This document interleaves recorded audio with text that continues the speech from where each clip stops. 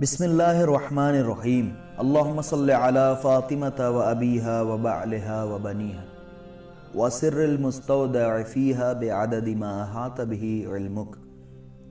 अय्याम सोगवारी हज़रत फ़ातिमा ज़हरा सलामुल्लाह अलैहा है, लिहाजा ज़रूरी है उन नागवार और दिलखराश वाक़यात की तरफ इशारा किया जाए जो बीबी ज़हरा सलामुल्लाह अलैहा के साथ पेश आए थे और उन पर होने वाले मज़ालिम को बयान किया जाए, क्योंकि इमाम मोहम्मद बाक़िर अलैहिस्सलातु वस्सलाम से रिवायत है कि हम पर जो मज़ालिम हुए उनके गोशे गोशे को तुम्हारे लिए जानना ज़रूरी है, वरना तुम भी उन मज़ालिम में जुल्म करने वालों के साथ शरीक हो जाओगे। लिहाजा बाज़ ज़ाकिरीन जो मसाइब पढ़ते हैं तो उन पर एतराज़ किया जाता है कि क्यों इस तरह से खुलकर मसाइब पढ़ते हो, या क्यों इतना सख्त मसाइब पढ़ते हो, या ये कहा जाता है कि ये असरार हैं, उन्हें बयान नहीं करना चाहिए। जी नहीं अजीज़ों, ये सारी चीज़ें बयान होनी चाहिए कि हज़रत बीबी ज़हरा सलामुल्लाह अलैहा पर कौन कौन से जुल्म ढाए गए। जो ये कहते हैं कि ये असरार हैं, उन्हें बयान नहीं करना चाहिए, वो इस बात से गाफिल हैं कि ख़ुद बीबी ज़हरा सलामुल्लाह अलैहा का वजूद मुबारक असरार इलाही में से एक सिर और राज है, और जो चीज़ें मासूमीन अलैहिस्सलाम के तवस्सुस से हम तक पहुँची हैं उनका मतलब तो यही है कि हमसे बयान की गई हैं ताकि हम दूसरों तक पहुंचाएं। लिहाजा अगर ये असरार भी हैं तो जैसे ही हमसे बयान किए गए असरार इलाही के ज़ुमरे से खारिज हो गए। बस जो मसाइब बयान किए जाते हैं या उनमें हज़रत बीबी ज़हरा सलामुल्लाह अलैहा पर होने वाले मज़ालिम की तरफ इशारा किया जाता है, उसमें शदीद और हल्का छुपा के बयान करना या खुले आम बयान करना ये सब नहीं है, क्योंकि आजकल कुछ लोग ऐसे भी हैं जो ये कहते हैं कि ये मसाइब असरार इलाहिया हैं, इन्हें बयान नहीं करना चाहिए। ये शैतान का धोखा है, क्योंकि अगर बयान न किया जाए तो धीरे धीरे कमरंग होते होते सफ़ाते तारीख से मिट जाएगा, क्योंकि ये तारीख के गोशे हैं। सही है कि बहुत पुरदर्द दिलखराश हैं, जिसका लाजिमा अश्क और गिरिया बुका है, इसमें कोई शक नहीं है, लेकिन इसके बावजूद लाजिम है कि इन्हें बयान किया जाए, क्योंकि अहले बैत अतार अलैहिस्सलाम ने फरमाया है, हमारे मसाइब और हम पर होने वाले मज़ालिम के तमाम गोशों और पहलुओं को जानना तुम्हारे लिए ज़रूरी है।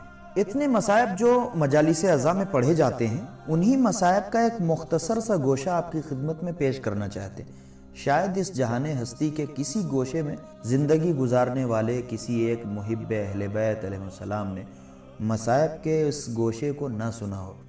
इसे मुलाहिज़ा फरमाएं और तस्वीर जहन में लेकर आएं कि उस बीबी पर कैसे कैसे जुल्म हुए हैं। हम इसी हद तक बयान करेंगे जितने की गुंजाइश इस प्रोग्राम में है।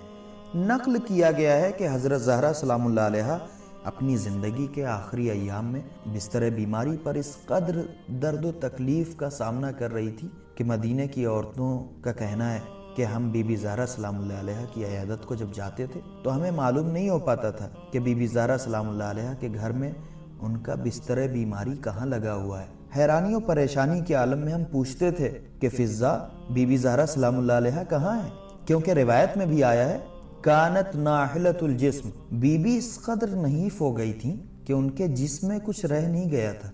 बाज़ रिवायतों में वारिद हुआ है कि सारत कल ख्याल, अब वजूद हज़रत ज़हरा सलामुल्लाह अलैहा बस एक ख्याल जैसा हो गया था। इस तरह से जलता हुआ दरवाज़ा आप पर गिराया गया था कि रिवायत में वारिद हुआ है मुअस्सबतुर रास, आपके सर पर दरवाज़ा गिरने से इतनी चोट लगी थी कि आपको अपना सर कपड़े से बांधना पड़ा।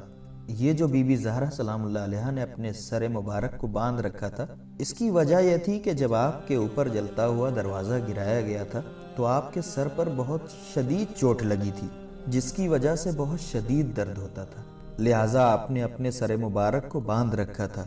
باقیت العین، یہ حضرت زہرا سلام اللہ علیہ کے مصائب ہیں۔ باقیت العین یعنی ہمیشہ روتی رہتی تھی، اپنے بابا کی جدائی کے غم میں اشک بہاتی رہتی تھی، جیسا کہ خود آپ نے فرمایا۔ اس کے علاوہ خلافت امیر المومنین علیہ السلام کے غصب ہو جانے پر گریہ فرماتی تھی۔ ان مصیبتوں میں شاعر نے بہت اچھے انداز میں بیان کیا ہے کہ وحی الہی کے گلزار کو کالے دھوئیں نے گھیر رکھا تھا، اللہ کے گھر سے وحی کی جگہ شعلے نکل رہے تھے، مولائے کائنات خاموش تھے اور زینب و اماہ کے نعرے بلند کر رہی تھی۔ بی بی زہرا سلام اللہ علیہ زمین پر گری ہوئی تھی اور حضرت محسن خون میں ڈوبے ہوئے تھے۔ ان ایام میں حضرت امیر المومنین علی بن ابی طالب علیہ السلام اپنی ماموریت کے ہاتھوں مجبور تھے۔ خدا اور رسول کی طرف سے آپ کو حکم دیا گیا تھا کہ خاموش رہیں، جیسا کہ خود آپ نے فرمایا، صبرت وفی العین قضا وفی الحلق شجا، میں نے اس حال میں صبر کیا کہ میرے گلے میں ہڈی پھنسی ہوئی تھی اور آنکھ میں کانٹا لگا ہوا تھا۔ یعنی یہ ایام امیر المومنین علیہ السلام کے لیے بہت سخت ہے۔ حضرت زہرا سلام اللہ علیہ کو ہر روز اس حال میں دیکھنا کتنا سخت ہے، ہم اندازہ بھی نہیں لگا سکتے۔ امیر المومنین علیہ السلام نے یہ سختیاں اٹھائی ہیں اور صبر کیا ہے۔ کیسا صبر ہے یہ؟ صبر راہ پروردگار میں کیا جانے والا صبر ہے۔ خداوند متعال نے چاہا ہے کہ آپ ایسا کریں تاکہ مخلوقات کا امتحان لیا جا سکے۔ وہ یہودی کہتا ہے کہ میں نے دیکھا کہ امیر المومنین علیہ السلام کے گلے میں رسی ہے اور انہیں کھینچ کر مسجد کی طرف لے جایا جا رہا ہے۔ نقل کیا گیا ہے کہ حضرت علیہ السلام کی گردن میں رسی باندھ کر کھینچتے ہوئے مسجد کی طرف لے جا رہے تھے کہ اچانک ایک یہودی نے آواز دی، اشہد ان لا الہ الا اللہ واشہد ان محمد رسول اللہ، وحدانیت خدا اور رسالت پیغمبر کی گواہی دے کر مسلمان ہو گیا۔ اس سے پوچھا گیا کہ ابھی تک تو مسلمان نہیں ہوا تھا، آج کیا ہو گیا کہ مسلمان ہو گیا؟ تاریخ میں لکھا ہوا ہے کہ یہ یہودی رو رہا تھا اور کہا کہ میں اس وقت موجود تھا جب اسی جوان نے قلعہ خیبر کے دروازے کو اکھاڑا تھا، زلزلہ آ گیا تھا اس وقت، اس جوان کی طاقت کو میں نے دیکھا ہے، یہاں پر اس جوان کے ہاتھوں کو تم نے باندھا ہے، اس کے باوجود صبر کر رہا ہے، کچھ بھی نہیں کہہ رہا ہے۔ اس سے معلوم ہو رہا ہے کہ یہ جو کر رہا ہے خداوند متعال کے حکم سے کر رہا ہے۔ جو اتنی طاقت رکھنے کے باوجود صبر کرتے ہوئے خاموش رہ سکتا ہو، اس کا رابطہ خداوند متعال سے ضرور ہے۔ اسی بات پر میں مسلمان ہوا ہوں۔ اس بات کو درک کرنا لوگوں کے لیے بہت آسان ہے جو اس بات کو قبول نہیں کرتے اور کہتے ہیں کہ امیر المومنین علیہ السلام نے کیوں خاموشی اختیار کی۔ امیر المومنین علیہ السلام پیغمبر خدا صلی اللہ علیہ وآلہ وسلم کے توسط سے خدا کی طرف سے صبر کرنے پر مامور تھے۔ اگر فرض کر لیا جائے کہ امیر المومنین علیہ السلام کو اپنی قدرت و طاقت، جو اصل میں اللہ کی قدرت تھی، اس کے مظاہرے کی اجازت دے دی جائے تو پھر مخلوقات کا امتحان کیسے ہوگا؟ اس وقت بھی ہمارا اور آپ کا امتحان ہو رہا ہے امیر المومنین علیہ السلام کی ولایت کے ذریعے، حضرت زہرا سلام اللہ علیہ کے مصائب کے ذریعے، لہٰذا یہ سب بیان ہونا چاہیے۔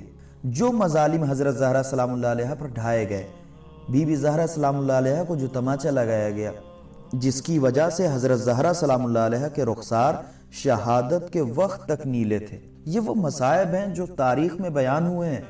منقول ہے کہ بی بی زہرا سلام اللہ علیہ کو تازیانے بھی مارے گئے، تماچے بھی مارے گئے۔ نقل کیا گیا ہے کہ وہ خط جو عمر نے معاویہ کو لکھا تھا، اس میں کہتا ہے کہ میں نے دروازے کو اس قدر فشار دیا کہ فاطمہ کی سانسیں مجھے سنائی دے رہی تھی، پھر گھر کے اندر داخل ہوا اور بی بی زہرا سلام اللہ علیہ کے منہ پر تماچا مارا۔ یہ تماچا اس قدر شدید تھا کہ ان کے کان سے گوشوارہ نکل کر زمین پر گر پڑا۔ یہ سب تاریخ میں وارد ہوا ہے، ان کو بیان کرنا ضروری ہے۔ ہمیں سننا چاہیے کہ بی بی زہرا سلام اللہ علیہ پر کیا کیا مظالم ڈھائے گئے۔ نقل کیا گیا ہے، ناحلۃ الجسم باقیت العین معصبۃ الراس، کہ حضرت زہرا سلام اللہ علیہ اسی حالت میں اپنی زندگی کے ایام گزار رہی تھیں۔ نقل کیا گیا ہے کہ طلحہ کی بیٹی بیان کرتی ہے کہ میں ایک دن بی بی زہرا سلام اللہ علیہ کی عیادت کے لیے گئی، سوچا دیکھوں کہ بی بی سلام اللہ علیہ کس حال میں ہے۔ میں نے دیکھا کہ آپ کی کنیز فضہ آپ کے پہلو پر باندھا ہوا کپڑا بدل رہی ہیں۔ میں نے دیکھا کہ آپ کے گھر پر حملہ ہونے کے چند روز بعد بھی آپ کے پہلو سے خون جاری تھا۔ کیسا ظلم کیا تھا بی بی زہرا سلام اللہ علیہ پر۔ یہ وہ مصائب ہیں جنہیں ہم نے سنا ہے اور سن کر گریہ و بکا بھی کیا ہے، لیکن آج تک ہم نے سوچا نہیں کہ بی بی زہرا سلام اللہ علیہ پر کیسے کیسے مظالم ہو گئے، امیر المومنین علیہ السلام پر کیسے کیسی مصیبتوں کے پہاڑ توڑ دیے گئے۔ لہٰذا مناسب یہی ہے کہ ان مسائل سے متعلق تحقیق کریں اور انہیں علمی اور تحقیقی بنا کر لوگوں کے سامنے پیش کریں، دوسروں کے سامنے بھی یہ مطالب بیان کریں اور کہیں کہ یہ جو مظالم بی بی زہرا سلام اللہ علیہ پر ڈھائے گئے ہیں کس کے ذریعے سے ڈھائے گئے ہیں اور کیوں ان لوگوں نے بی بی زہرا سلام اللہ علیہ پر اس قدر ستم ڈھایا۔ اس مسئلے میں سکوت نہیں کرنا چاہیے۔ یہ بی بی زہرا سلام اللہ علیہ کے سلسلے میں خاموشی اختیار کرتا ہے۔ جو بی بی زہرا سلام اللہ علیہ کے سلسلے میں خاموشی اختیار کرتا ہے در حقیقت اسلام، پیغمبر اسلام صلی اللہ علیہ وآلہ وسلم، قرآن مجید، بی بی زہرا سلام اللہ علیہ، اہل بیت اطہار علیہ السلام اور امام زمانہ کے ساتھ خیانت کرتا ہے، اور ایسے شخص کا شمار خود ظلم ڈھانے والوں میں ہوتا ہے جو بھی بی بی زہرا سلام اللہ علیہ کی شہادت کے سلسلے میں خاموشی اختیار کرے۔ انشاءاللہ خداوند متعال ہمیں یہ توفیق عطا فرمائے کہ ہم مخصوصاً ان ایام میں بی بی حضرت امیر المومنین علیہ السلام کی ولایت اور حضرت زہرا سلام اللہ علیہ کی جانسوز شہادت کی تبلیغ کر سکیں، اور دعا کریں کہ پروردگار بی بی زہرا سلام اللہ علیہ کے آخری فرزند حضرت حجت علیہ السلام کے ظہور میں تعجیل فرما کہ وہ آئیں اور آ کر اپنی دادی پر ہونے والے تمام مظالم کا انتقام لیں، اور اس کام میں ہمیں بھی ان کے خادموں میں شمار فرما۔ والسلام علیکم ورحمۃ اللہ وبرکاتہ۔